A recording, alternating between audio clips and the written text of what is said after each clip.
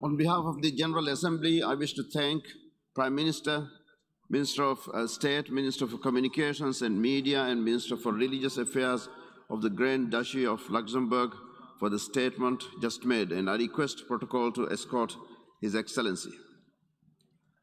I now give the floor to the distinguished representative of Pakistan to introduce an address by the head of government. Mr. President, I have the great honor to introduce a recorded statement by His Excellency Mr. Imran Khan, the Prime Minister of the Islamic Republic of Pakistan. Bismillah ar-Rahman ar-Rahim. Mr. President, I congratulate you on assuming the presidency of the 76th session of the General Assembly. I also wish to express appreciation for the significant achievements of your predecessor, Volkan Bozkır, who guided the Assembly skillfully under the difficult circumstances imposed by the COVID-19 pandemic. Mr. President, the world is facing triple challenge of the COVID-19, the accompanying economic crisis, and the threats posed by climate change.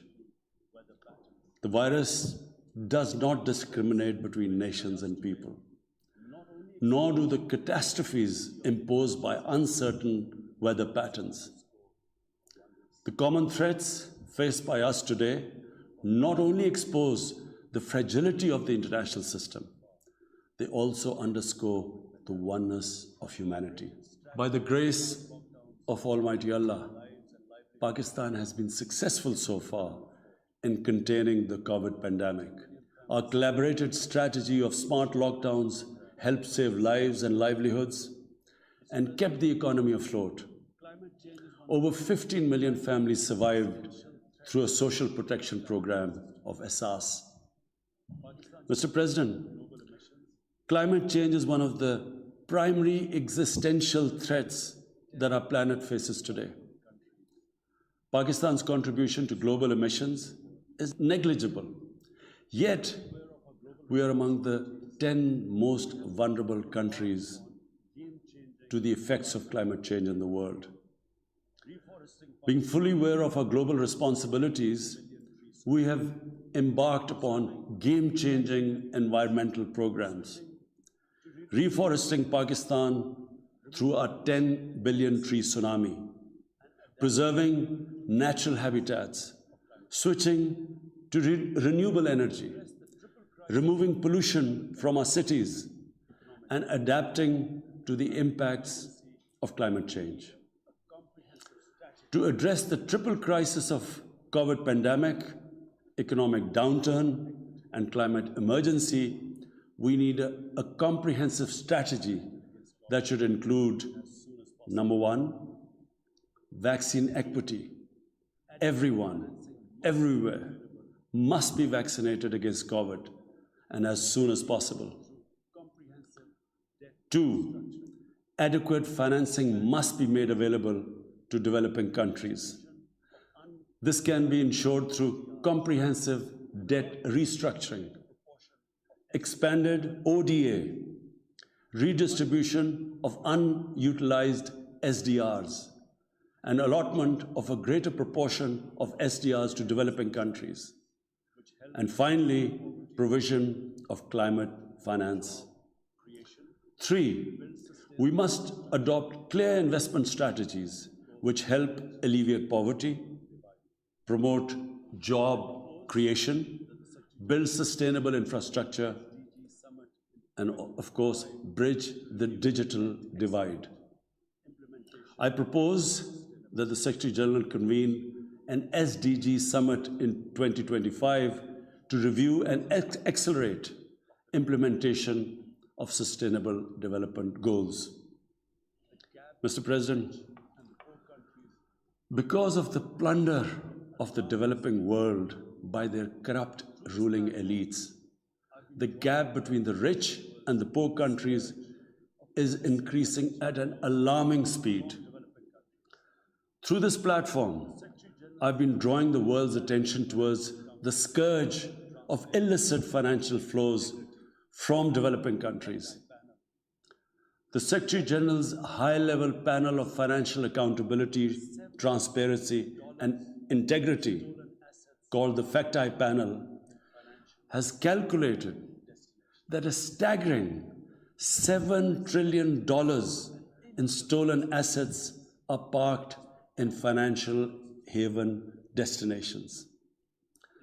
This organized theft and illegal transfer of assets has profound consequences for the developing nations. It depletes their already meager resources, accentuates the levels of poverty, especially when laundered money puts pressure on the currency and leads to its devaluation. At the current rate, when the FACT-I panel estimates that $1 trillion every year is taken out of the developing world, there will be a mass exodus of economic migrants towards the richer nations. What the East India Company did to India, the crooked ruling elites are doing to the developing world, plundering the wealth and transferring it to Western capitals and offshore tax havens. And Mr. President, retrieving the stolen assets from the developed countries is impossible for poor nations. The rich countries have no incentives or compulsion to return this ill-gotten wealth. And this ill-gotten wealth belongs, remember, to the masses of the developing world. I foresee in the not-too-distant future, a time will come when the rich countries will be forced to build walls to keep out economic migrants from these poor countries. I fear a few wealthy islands in the sea of poverty will also turn into a global calamity like climate change. The General Assembly must take steps meaningfully to address this deeply disturbing and morally repugnant situation, naming and shaming the haven destinations and developing a comprehensive legal framework to halt and reverse the illicit financial flows are most critical actions to stop this great economic injustice. And at a minimum, the recommendations of the Secretary General's FACT-I panel should be fully implemented. Mr. President, Islamophobia is another pernicious phenomenon that we all need to collectively combat. In the aftermath of the 9/11 terrorist attacks, terrorism has been associated with Islam by some quarters. This has increased the tendency of right-wing, xenophobic, and violent nationalists, extremists, and terrorist groups to target Muslims. The UN Global Counterterrorism Strategy has recognized these emerging threats. We hope the Secretary General's report will focus on these new threats of terrorism posed by Islamophobes and right-wing extremists. I call on the Secretary General to convene a global dialogue on countering the rise of Islamophobia. Our parallel efforts at the same time should be to promote interfaith harmony, and they should continue. Mr. President, the worst and most pervasive form of Islamophobia now rules India. The hate-filled Hindutva ideology propagated by the fascist RSS-BJP regime has unleashed a reign of fear and violence against India's 200 million Muslim-strong community. Mob lynching by car vigilantes, frequent pogroms, such as the one in New Delhi last year, discriminatory citizenship laws to purge India of Muslims, and a campaign to destroy mosques across India and obliterate its Muslim heritage and history are all part of this criminal enterprise. New Delhi has also embarked on what it ominously calls the final solution for Jammu and Kashmir dispute. it has undertaken a series of illegal and unilateral measures in occupied Jammu and Kashmir since 5th August 2019. It has unleashed a reign of terror by an occupation force of 900,000. It has jailed senior Kashmiri leadership, imposed a clampdown on media and internet, violently suppressed peaceful protest, abducted 13,000 young Kashmiris and tortured hundreds of them. It has extrajudicially killed hundreds of innocent Kashmiris in fake encounters and imposed collective punishments by destroying entire neighborhoods and villages. We had unveiled a detailed dossier on gross and systematic violations of human rights by the Indian security forces in occupied Jammu and Kashmir. This repression is accompanied by illegal efforts to change the demographic structure of the occupied territory and transform it from a Muslim majority into a Muslim minority. Indian actions violate the resolutions of the United Nations Security Council on Jammu and Kashmir. They clearly prescribe, the resolutions clearly prescribe that the final disposition of the disputed territory should be decided by its people through a free and impartial plebiscite held under the UN auspices. India's action in occupied Jammu and Kashmir also violate international human rights and humanitarian laws, including the 4th Geneva Convention, and amount to war crimes and crimes against humanity. It is unfortunate, very unfortunate, that the world's approach to violations of human rights lack even-handedness and even are selective. Geopolitical considerations or corporate interests, commercial interests, often compel major powers to overlook the transgressions of their affiliated countries. Such double standards, and the most glaring in case of India, where this RSS-BJP regime is being allowed to get away with human rights abuses with complete immunity. The most recent example of Indian barbarity was the forcible snatching of the mortal remains of the great Kashmiri leader, Sayyid Ali Shah Gilani, from his family, denying him a proper Islamic funeral and burial in accordance with his wishes and the Muslim tradition. Devoid of any legal or moral sanction, this action has been against the basic norms of human decency. I call on this General Assembly to demand that Sayyid Gilani's mortal remains be allowed to be buried in the cemetery of martyrs with the appropriate Islamic rites. Mr. President, Pakistan desires peace with India as with all its neighbors. But sustainable peace in South Asia is contingent upon resolution of the Jammu and Kashmir dispute in accordance with the relevant United Nations Security Council resolutions and the wishes of the Kashmiri people. Last February, we reaffirmed the 2003 ceasefire understanding along the line of control. The hope was that it would lead to a rethink of the strategy in Delhi. Sadly, the BJP government has intensified repression in Kashmir and continues to vitiate the environment by these barbaric acts. The onus remains on India to create a conducive environment for meaningful and result-oriented engagement with Pakistan. And for that, it must do, number one, reverse its unilateral and illegal measures instituted since 5th August 2019. Secondly, stop its oppression and human rights violations against the people of Kashmir.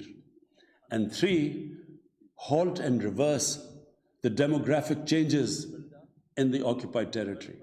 It is also essential to prevent another conflict between Pakistan and India. India's military buildup, development of advanced nuclear weapons, and acquisition of destabilizing conventional capabilities, can erode mutual deterrence between the two countries. And now, Mr. President, I want to talk about Afghanistan. The current situation in Afghanistan, for some reason, Pakistan has been blamed for the turn of events by politicians in the United States and some politicians in Europe. From this platform, I want them all to know the country that suffered the most, apart from Afghanistan, was Pakistan when we joined the US war on terror after 9/11. 80,000 Pakistanis died. $150 billion was lost to our economy. There were 3.5 million internally displaced Pakistanis. And why did this happen? In the 80s, Pakistan was a frontline state in fighting against the occupation of Afghanistan. Pakistan and the United States trained mujahideen groups to fight for the liberation of Afghanistan. Amongst those mujahideen groups were Al-Qaeda, were various groups from all over the world. They were mujahideen, Afghan mujahideen. These were considered heroes. President Ronald Reagan invited them to White House in 1983. And according to news items, he compared them to the founding fathers of the United States. They were heroes. Come 1989, the Soviets leave. So do the Americans, abandon Afghanistan. Pakistan was left with 5 million Afghan refugees. We were left with sectarian militant groups which never existed before.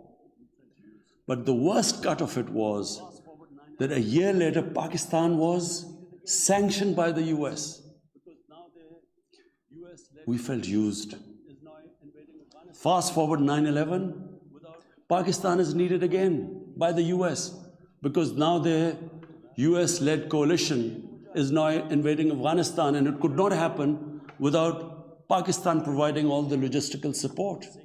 What happened after that? The same mujahideen that we had trained that fighting foreign occupation was a sacred duty, a holy war or jihad, they turned against us.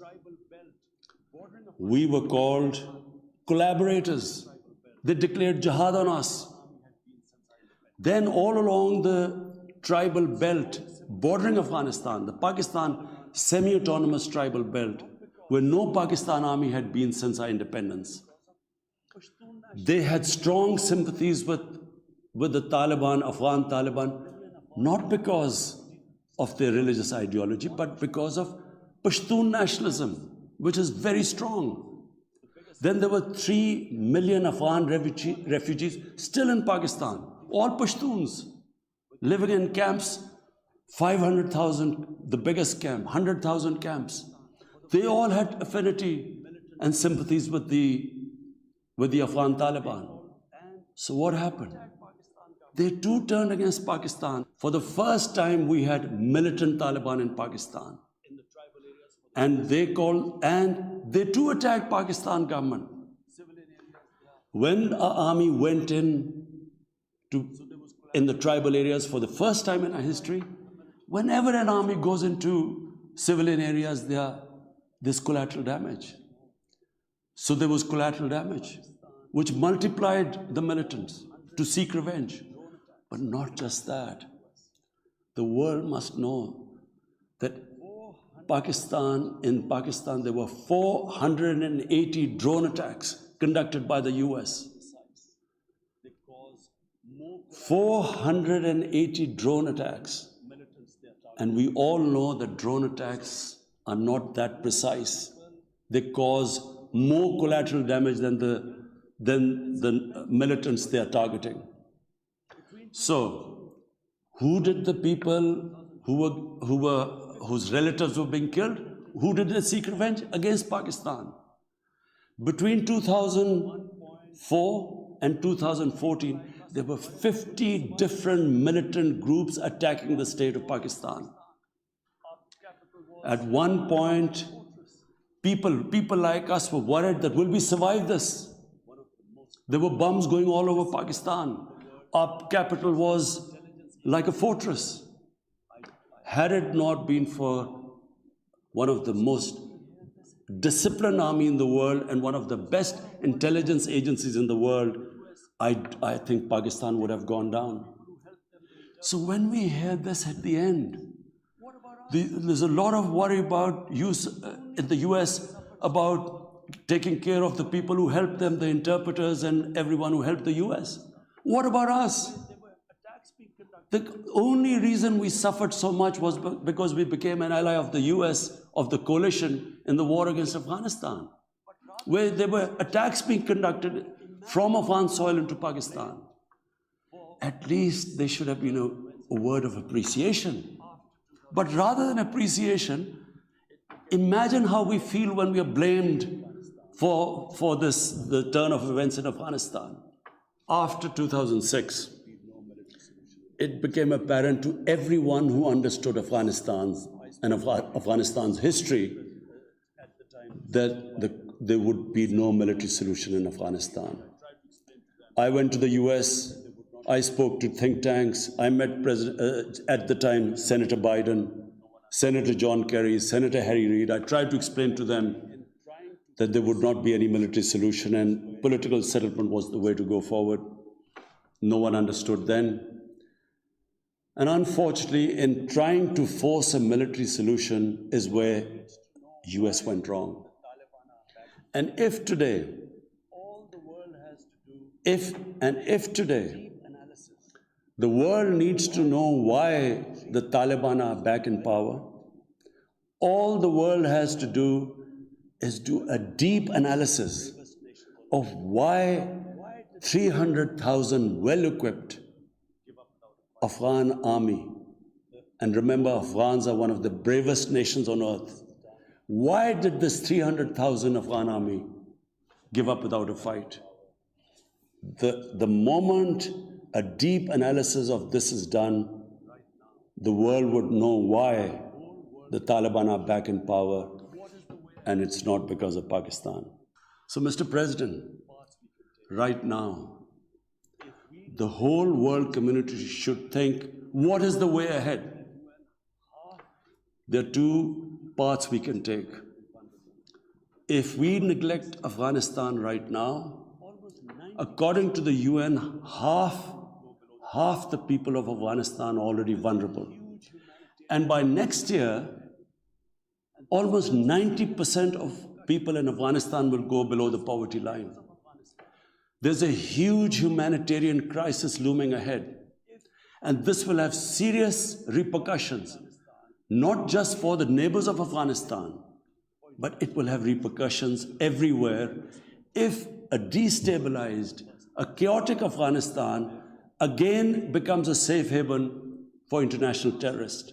The reason why the US came to Afghanistan in the first place.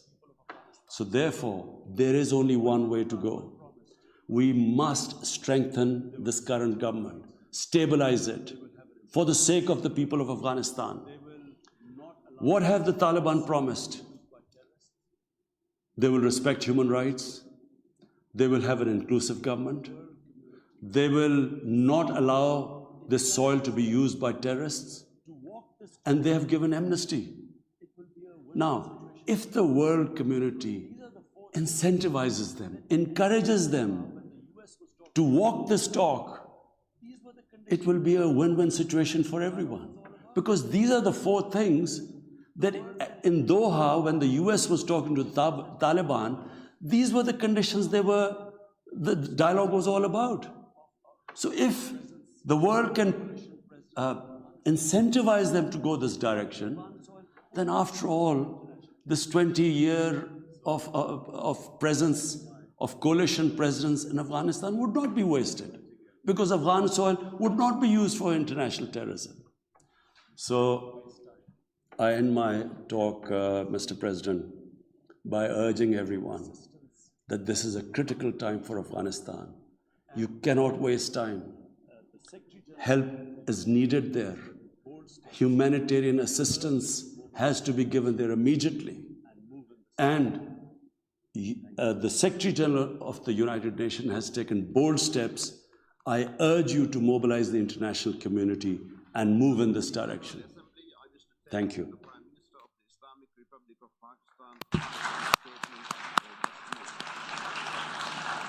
On behalf of the General Assembly, I wish to thank the Prime Minister of the Islamic Republic of Pakistan for the statement just made.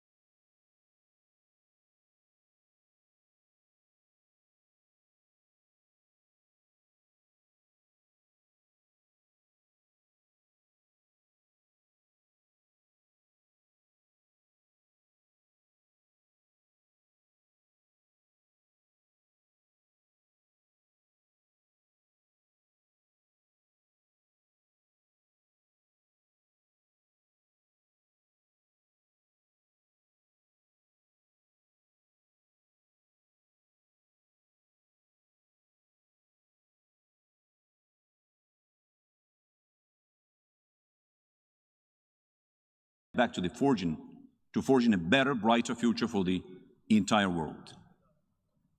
I stand in front of you representing a country that is full of determination and faith.